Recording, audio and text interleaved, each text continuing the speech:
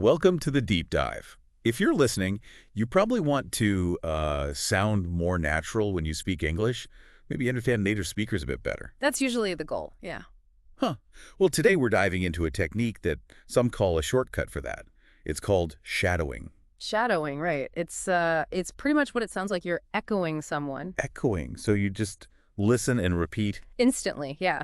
You hear a native speaker and you try to say exactly what they said right away. Okay, but it's more involved than just mimicking words, isn't it? Oh, definitely. You're not just getting the words. You're aiming for the whole sound. The intonation. Like the melody of the voice? Precisely. The rise and fall. And the rhythm, how sentences flow, which words get stressed, even the speed. So it's kind of like acting. Like you have to deliver the line exactly the same way. That's a great way to put it.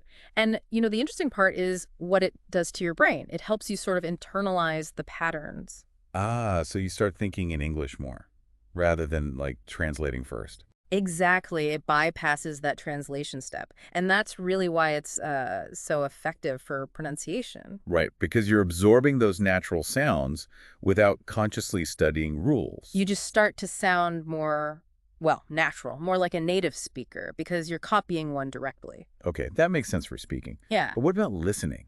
It seems like you'd have to listen really carefully to do this. You absolutely do. It sharpens your ear incredibly. You start catching things you might normally miss. Like how words get smushed together in fast speech? Yeah, connected speech or reduced sounds, things that often make understanding fast talkers difficult. And I guess if you understand better, you feel more confident speaking too. Totally. Better listening leads to more confidence, and the act of repeating itself, it builds a kind of muscle memory. Muscle memory for your mouth, basically. For your mouth, your tongue, even your brain coordinating it all, speaking becomes less hesitant, more automatic, more fluent. Okay, I'm sold. This sounds really powerful. So how do people actually start? What's the process? It's pretty straightforward, actually. Step 1, find a short audio clip. How short? Maybe 30 seconds. A minute at most. Could be from a podcast, a YouTube clip, maybe a movie scene. Something manageable. Right. Then just listen to it once. Don't speak. Just get the gist, the meaning, the speaker's sound. Okay, listen first. Then what? Then you listen again, but this time you repeat immediately after the speaker, like their shadow. Trying to match everything: speed, tone. Speed, tone, the emotion, if you can catch it. Don't stress about perfection initially, just try to mimic. And just keep doing that with the same clip. Yep, repeat it multiple times. You'll probably find you get slightly better each time. It really reinforces the learning. Any tips for beginners, if it feels too hard at first? Good point.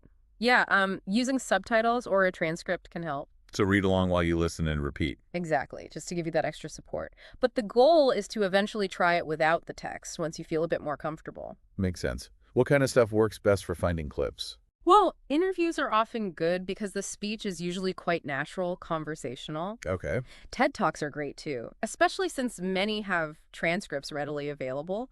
Transcripts are handy. Definitely. Audiobooks, if you can get the text alongside them. Even scenes from movies or TV shows you like. Something engaging, probably. Yeah, choose voices you actually enjoy listening to. You'll be hearing them quite a bit. So wrapping this up then, shadowing is like taking your English skills to the gym, working out those speaking muscles. That's a perfect analogy. It might feel awkward at first, like any new exercise. Sure. But even just say 10 minutes a day consistently, it can make a really noticeable difference. In both speaking and understanding. Absolutely. The two really feed off each other with this method. Short bursts, big cumulative gains over time. So for everyone listening, the message is pretty clear.